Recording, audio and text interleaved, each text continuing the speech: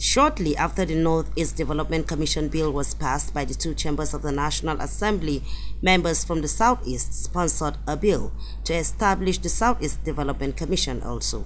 The bill, which was sponsored by the Deputy Minority Leader Chukwuka Onyema, was billed to be debated Thursday and passed for second reading.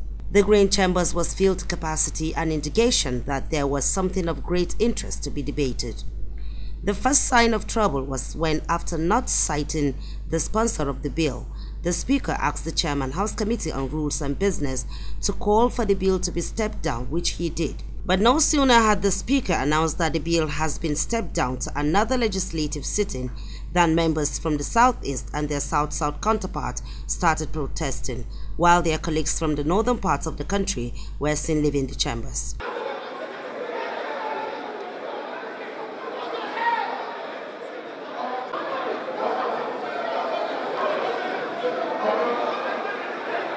When normalcy finally returned, Speaker Yakubu Dogara asked that the rules of the House be suspended for the bill to be debated. If the mover of the bill wants to take it, to move his bill, there's no problem. We can, no, you can't take it now.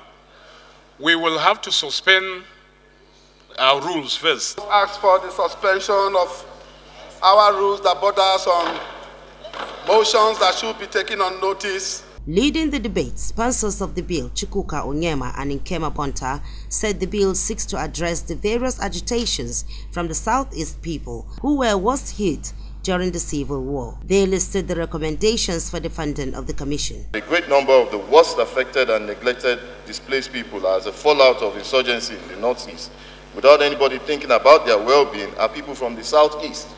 Funding for the Commission shall be 15% of the total monthly statutory allocations due to member states. Those are states of the South-East, not every state in Nigeria. They are asking for legal background, legal framework to be organized to cushion the effect of long-term neglect, to cushion the effect that resulted from the destruction of the Civil War, to cushion the effect of being forgotten in national planning. However, some members of the Northern extraction raised issues with some of the recommendations, which they said are geared towards creating division in the country. To ascribe marginalization to the Southeast because of bad road, I think is not true.